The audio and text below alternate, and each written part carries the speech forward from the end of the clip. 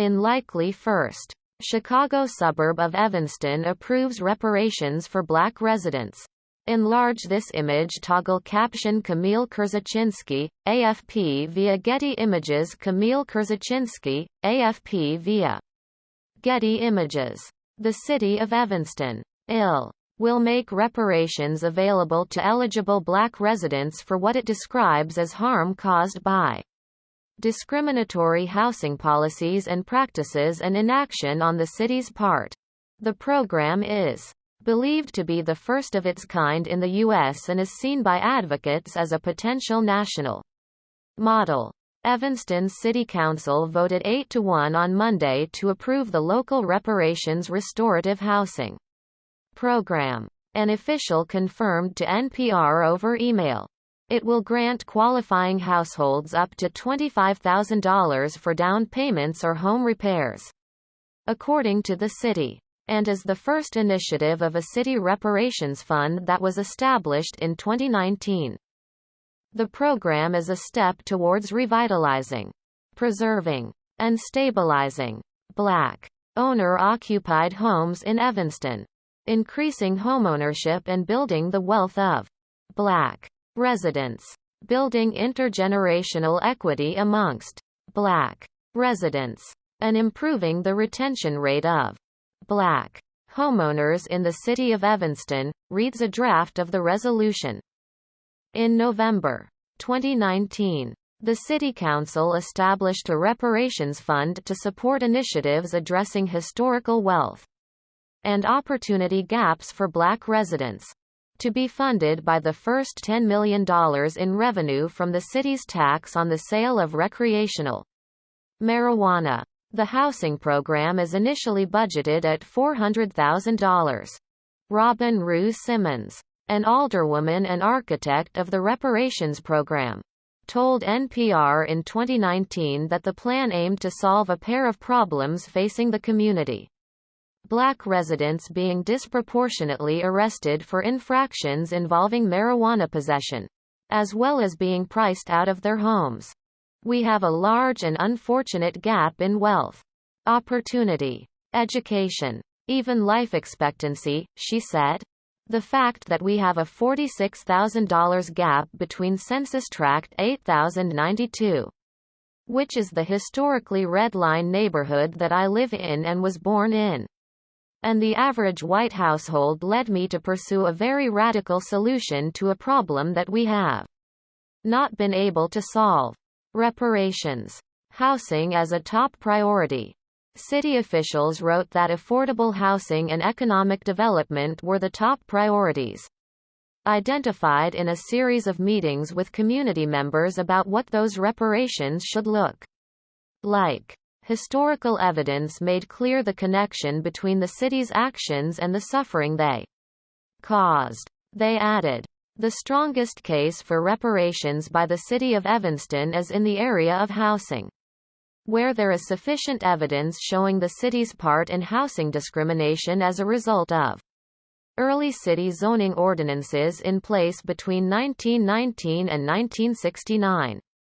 When the city banned housing discrimination, they wrote, as part of their fact-finding effort, officials commissioned a historical report on city policies and practices affecting Black residents from 1900 to 1960 and through the present day.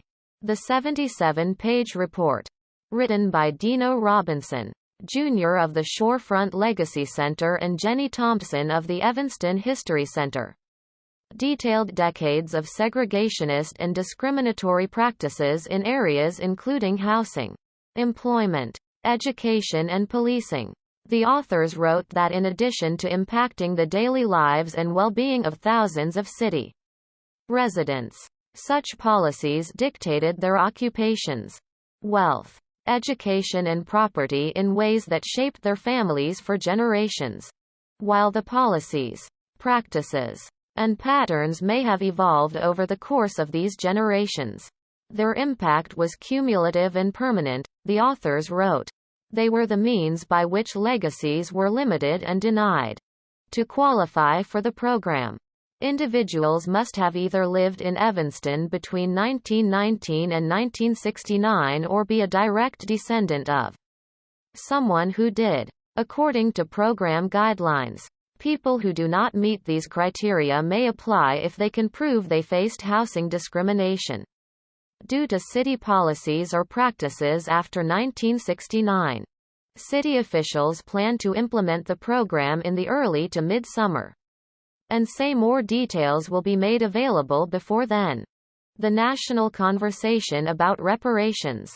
The program has the endorsement of national racial justice organizations that advocate for reparations, including the National Coalition of Blacks for Reparations in America and the National African American Reparations Commission. The city said. Advocates hope it will boost similar redress efforts in other parts of the county. Ron Daniels, the president of NAARC, told The Washington Post that, right now the whole world is looking at Evanston, Illinois.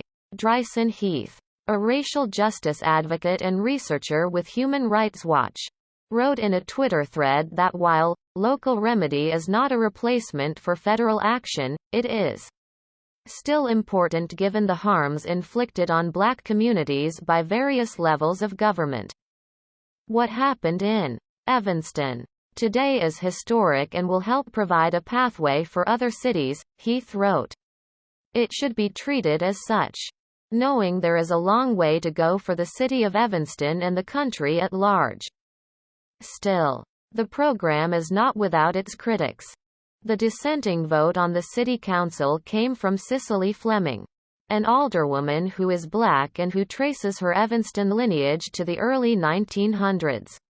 In a lengthy statement, she said she is fully in support of reparations, but denounced the initiative as a housing plan dressed up as such.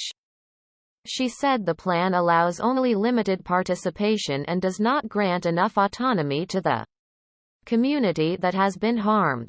Unlike cash payments, for example, which she said allow people to decide what's best for themselves. According to the city's website, it does not have the authority to exempt direct payments from state or federal income taxes, meaning recipients of any such stipends would be liable for the tax burden. Some of Fleming's other criticisms are that the proposal is being rushed to a vote without enough time for community members' concerns to be voiced and resolved, and that its limited scope does not do enough to lay the groundwork for longer-term efforts. We can talk more about the program details, but I reject the very definition of this as a reparations program, she said in her remarks. Until the structure and terms are in the hands of the people, we have missed the mark. The program's approval comes as the topic of reparations for the harms of slavery and ensuing generations of racial discrimination continues to gain traction and spark debate in American society. An opinion poll released last August, following a summer marked by nationwide protests against racial injustice, found that 80% of Black Americans believed the federal government should compensate the descendants of enslaved people, compared to 21% of white Americans. Several places across the U.S. are considering reparations initiatives of their own, including Amherst, Mass., Asheville, NC, and Iowa City, Iowa. Reparations is also a topic of conversation at the federal level, where H.R. 40, legislation proposing the creation of a commission to study and develop reparation proposals for Black Americans, has attracted renewed interest since its introduction in 2019. White House Press Secretary Jen Psaki has said that President Joe Biden supports the idea of studying the issue, but did not say whether he would sign such a bill if passed by Congress.